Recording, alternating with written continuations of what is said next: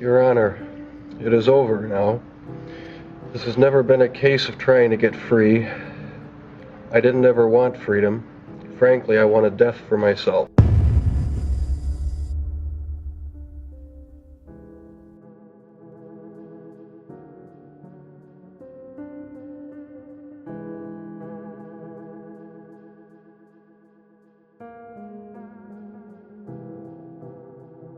Los registros policiales lo nombraron el carnicero de Milwaukee.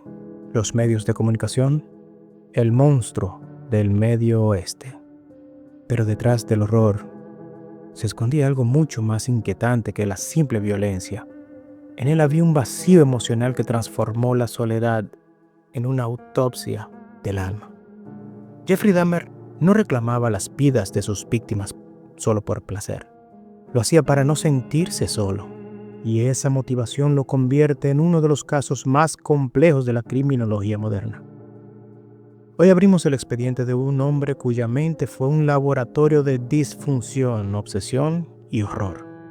Un asesino que combinó la necrofilia con el canibalismo y que intentó, en su propia lógica distorsionada, fabricar una compañía que fuera eterna. Bienvenidos a nuestra sala. Yo soy el forense del horror.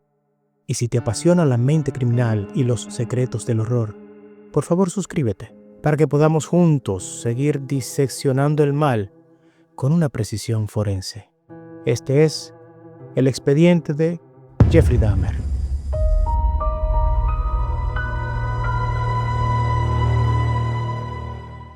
Jeffrey Lionel Dahmer nació el 21 de mayo de 1960 en Milwaukee, Wisconsin. Desde su nacimiento, la atmósfera familiar ya estaba impregnada de mucha tensión. Su padre, de nombre Lionel Dahmer, era un químico analítico, un hombre meticuloso y racional. Su madre, Joyce Flint, padecía de problemas de ansiedad y una depresión severa. Esta era dependiente de fármacos y tenía episodios emocionales que le hacían bastante inestable. El hogar no era un refugio, sino un campo de tensión psicológica constante para el joven Jeffrey. Desde niño, Jeffrey Dahmer fue descrito como un muchacho callado, solitario y con un brillo ausente en la mirada. A los 4 años fue sometido a una cirugía por una hernia doble. Algunos expertos sugieren que aquel procedimiento, a una edad tan temprana, marcó su relación con la vulnerabilidad del cuerpo humano. No lo sabía, pero aquel fue el primer contacto entre el dolor físico y la fascinación por la anatomía. En la escuela, sus compañeros lo consideraban algo extraño. No mostraba interés en juegos, deportes ni relaciones sociales. Su curiosidad se centraba en otras cosas, principalmente la muerte. Jeffrey recolectaba animales atropellados en las carreteras, los disecaba y los analizaba. Quería ver cómo estaban por dentro, diría años más tarde. No había crueldad, según él, sino un impulso de comprensión. Pero en realidad, esa curiosidad era el preludio de una mente que hallaba belleza en lo que estaba inerte. Cuando tenía 14 años, sus padres se separaron. El divorcio marcó un punto de inflexión en el joven Dahmer. Este quedó solo en una casa vacía, sumido en el silencio. El abandono se convirtió en su primer cómplice y la soledad en su prisión emocional. A esa edad comenzó a experimentar fantasías homosexuales combinadas con pensamientos violentos. Se imaginaba cuerpos inmóviles totalmente bajo su control. No buscaba amor, sino sumisión absoluta. Los especialistas posteriores, como el criminólogo Robert Ressler, describían su evolución como la de un sujeto con trastorno de personalidad esquizoide, acompañado de parafilias múltiples. Pero en ese entonces, nadie sospechaba que el tímido joven de Ohio se convertiría en un nombre maldito dentro de la historia criminal estadounidense. En 1978, Jeffrey Dahmer cometió su primer crimen. Tenía apenas 18 años, y aquel acto marcaría el inicio de una espiral de muerte que tardaría más de una década en detenerse. Era el verano de 1978. Jeffrey Dahmer vivía solo en la casa familiar de Bath, Ohio. Una noche conoció a Stephen Hicks, un joven de 18 años que hacía autostop rumbo a un concierto. Dahmer lo invitó a su casa. Bebieron cervezas y hablaron durante horas. Pero cuando Hicks decidió marcharse, algo se quebró en la mente de Dahmer. El miedo al abandono, el terror a la soledad se transformó en un impulso homicida. Entonces, lo golpeó con una pesa y luego lo estranguló. Después, desmembró el cuerpo y disolvió parte de los restos en ácido.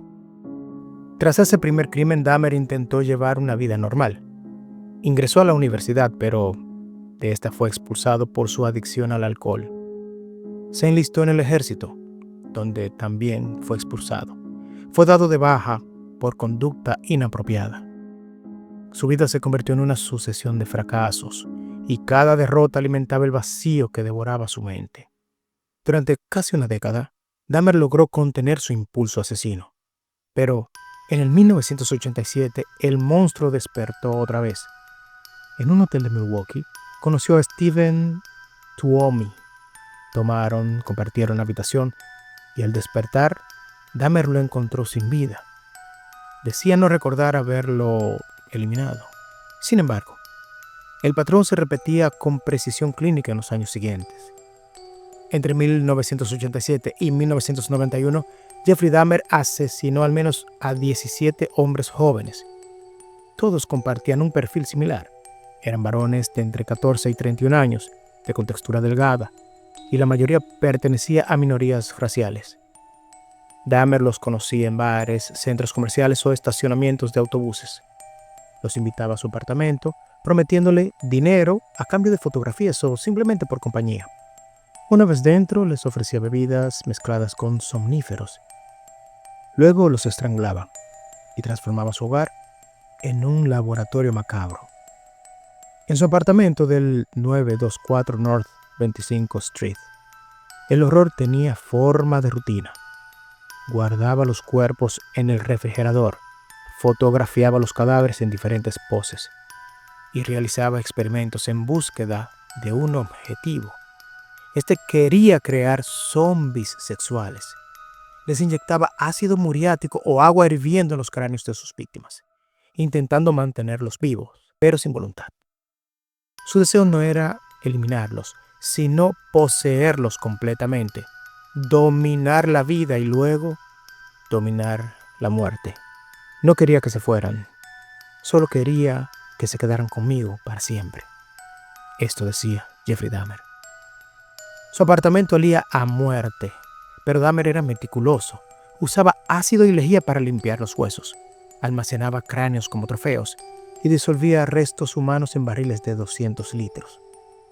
A los ojos de un psicólogo criminal, su conducta representaba una combinación extrema de necrofilia, fetichismo y trastorno de control de impulsos, acompañada de psicopatía emocional parcial.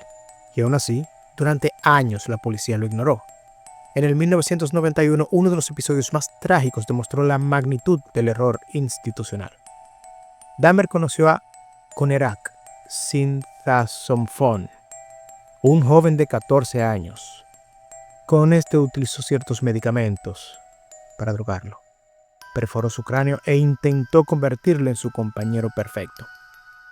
El muchacho, semidesnudo y sangrando, logró escapar y pidió ayuda a unos vecinos. En eso la policía llegó, pero Dahmer, con calma escalofriante, convenció a los agentes de que era su pareja adulta. Los oficiales, sin verificar, devolvieron al menor al asesino.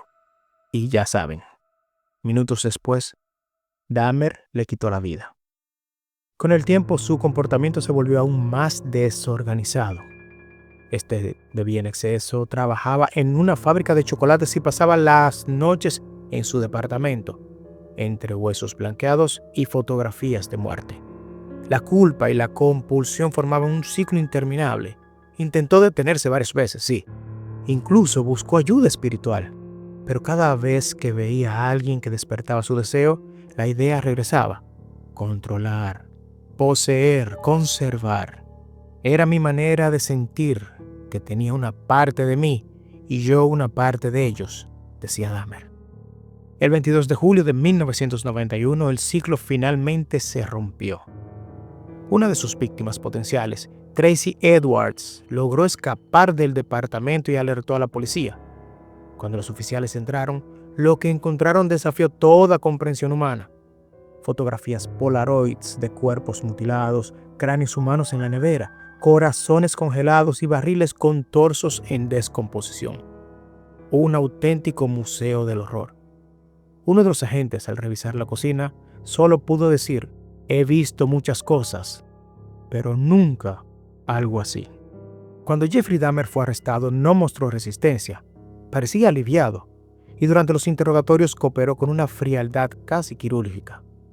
Confesó todos sus crímenes con detalles precisos, como si relatara un experimento fallido. No soy un monstruo, soy alguien enfermo. Hice cosas terribles, pero nunca disfruté del sufrimiento. Esto dijo Jeffrey Dahmer. Su serenidad desconcertó a los investigadores. Parecía más un científico narrando su tesis que un asesino en serie. Los psiquiatras que lo evaluaron encontraron en él una mente lúcida, sin delirios y plenamente consciente de sus actos, pero emocionalmente vacío. No encajaba del todo en la definición de psicópata clásico. Tenía remordimiento, pero carecía de empatía. Era una paradoja humana, un asesino que deseaba compañía, pero destruía todo vínculo posible. Durante el juicio, en el 1992, fue declarado culpable de 15 asesinatos y condenado a 957 años de prisión. En su declaración final, Dahmer expresó: sé que no puedo tener perdón por lo que he hecho, pero espero que Dios me perdone y que el mundo pueda encontrar la paz. En prisión se convirtió al cristianismo. Participaba en estudios bíblicos, limpiaba la capilla y, según algunos guardias, mostraba una conducta dócil, pero otros internos no le perdonaron sus crímenes. El 28 de noviembre de 1994, Jeffrey Dahmer fue asesinado en la prisión de Columbia por otro recluso, su nombre Christopher Scarver, quien lo golpeó con una barra de acero. Jeffrey murió instantáneamente. El cuerpo de Dahmer fue cremado, pero su mente, su historia, siguió viva como una sombra persistente de lo que ocurre cuando el aislamiento y la obsesión se fusionan con el deseo humano más oscuro.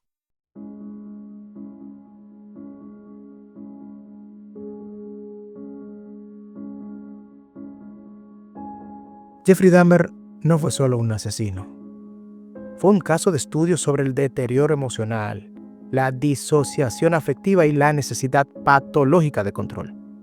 Desde un punto de vista clínico, su comportamiento responde a una mezcla de trastornos de personalidad tipo esquizoide y también antisocial, y con rasgos borderline. Su sexualidad, disociada del afecto, derivó en parafilias múltiples, como la necrofilia y el canibalismo. Pero más allá de los diagnósticos, Dahmer representa algo mucho más profundo.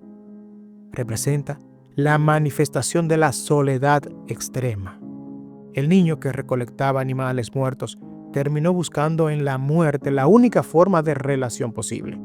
La autopsia mental revela un patrón de abandono afectivo temprano, incapacidad para procesar la pérdida y una obsesión por la permanencia. Cada crimen fue, claro, en su lógica distorsionada, fue un intento de crear un vínculo que no se rompiera. La criminología lo ubica dentro del perfil de asesino organizado desorganizado mixto. Planificaba los encuentros, pero actuaba impulsivamente durante los asesinatos. Mantenía el control, pero se derrumbaba emocionalmente después. Esa dualidad, racionalidad y locura, es lo que hace fascinantemente perturbador a Jeffrey Dahmer. Dahmer no buscaba el poder como Bundy, ni el caos como, por ejemplo, Gacy. Este buscaba compañía. Su violencia era un sustituto del amor que nunca aprendió a sentir. Si hubiera tenido a alguien que me entendiera, quizás nada de esto habría ocurrido, dijo Jeffrey. Psicológicamente su mente operaba como un sistema cerrado. No tenía empatía, no tenía culpa, pero con un deseo obsesivo de pertenencia. Cada asesinato reforzaba la ilusión de conexión, aunque fuera con un cuerpo sin vida. El canibalismo, según su propia confesión, era su forma de mantenerlos dentro de él, una metáfora literal de su miedo al abandono.